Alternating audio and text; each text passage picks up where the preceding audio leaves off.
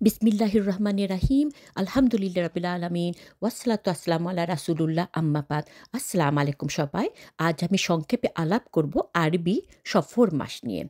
আমরা বাংলায় সফর বলতে ট্রাভেল বুঝাই, বাট আরবিতে সফর মানে মুক্ত হয়ে যাওয়া, খালি হয়ে যাওয়া। মক্কার মানুষরা এ সময় সফরের কারণে ম সফর করত বলে মক্কা খালি হয়ে যেত, তাই এই নামকরণ। আরেকটা মানে হচ্ছে সেফের মানে শূন্য।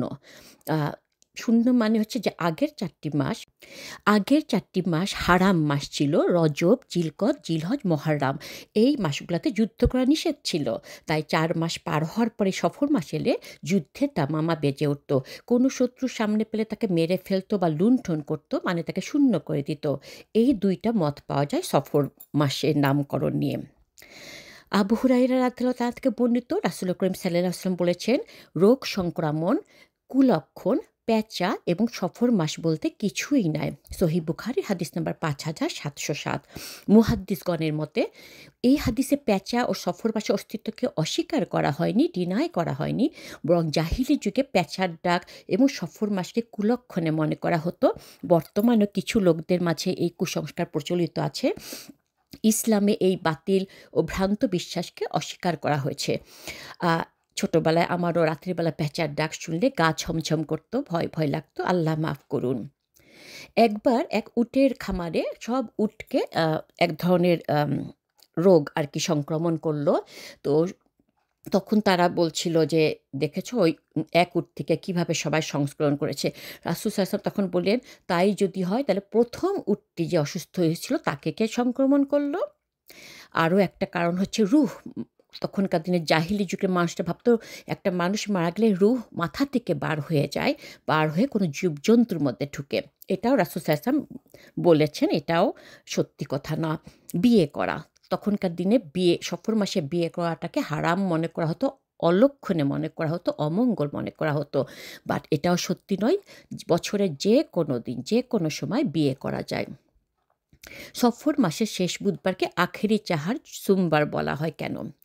সৌদি আরবের ফতোয়া কমিটি লাজমা দাইমা থেকে বলা হয়েছে, সফর মাসের শেষে এই আখেরি চাহার সোমবার বা শেষ বুধবার রোজা রাখার বিষয়ে তারা কোনো হাদিস পাননি। যেমন আশুরার রোজা রাখা, আরাফার দিনের রোজা রাখা, এগুলা যেমন প্রমাণসহ দলিলসহ পেয়েছেন, তেমনি এই আখেরি চাহার সোমবার কোনো হাদিস পাননি।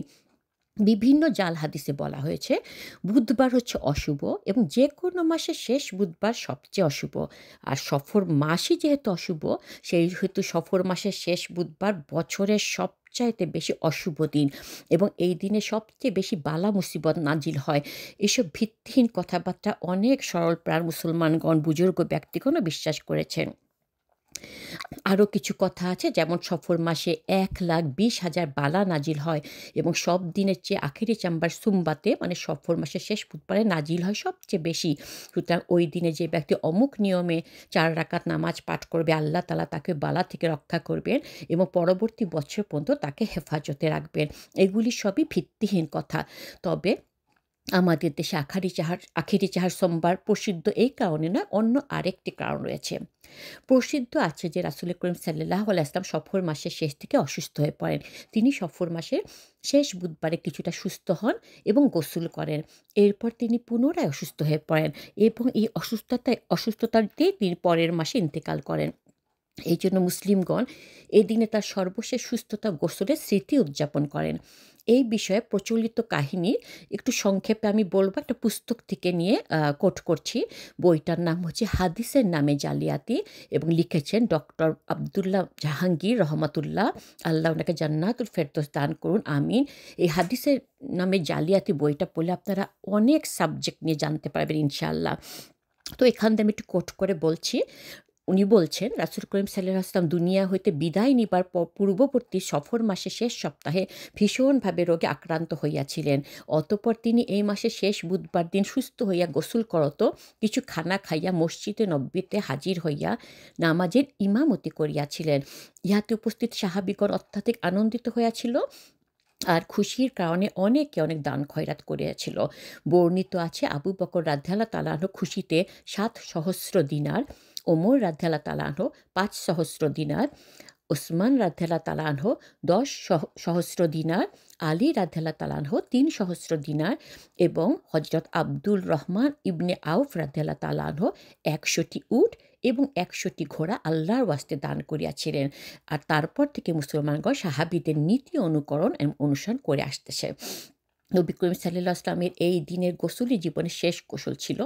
এরপর তিনি আর জীবিতকালে গোসল করেন নাই। তাই সকল মুসলমানের জন্য এই দিবসে অজু গোসল করে ইবাদত বন্দেগী করা উচিত এবং নবী করিম সাল্লাল্লাহু আলাইহি ওয়াসাল্লামের প্রতি দরুদ শরীফ পাঠ করে সোয়াব পাঠানো উচিত।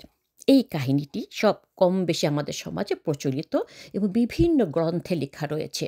আমি আমি মানে খন্দকার জাহাঙ্গীর রহমতুল্লাহ বলছেন, আমি আমার সাধ্যমতো চেষ্টা করেও কোনো সহি বা জয়ীফ হাদিসেও এই ঘটনার কোনো প্রকার উল্লেখ পাইনি। হাদিস তো দূরের কথা, কোনো ইতিহাস বা জীবনের গ্রন্থে আমি এই ঘটনার কোনো উল্লেখ পাইনি। ভারতীয় উপমহাদেশ ছাড়া অন্য কোনো মুসলিম সমাজে সফর মাসের শেষ বুধবার পালনের রেওয়াজ বা এই কাহিনী প্রচলিত আছে বলে আমার জানা নেই। চলুন আমরা সফর মাসে এগুলা পালন করা থেকে নিজেকে বিরত রাখি।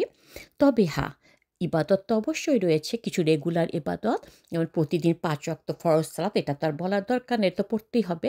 যারা নিয়মিত তাহাজ্জুদের নামাজ পড়েন তারা তাহাজ্জুদের নামাজ পড়বেন উঠে। তবে যারা সারা বছর একবারও পড়েন না, নির্দিষ্ট করে সফর মাসের শেষ বুধবারে রাত জেগে নামাজ পড়বেন, তা করা যাবে না, তাহলে বেদাতের মধ্যে পড়ে যাবেন। এগুলি বাদে প্রতি সোমবার আর বৃহস্পতিবার রোজা রাখা সুন্নাত, এটা আমরা জানি, আমরা এটা করতে পারি।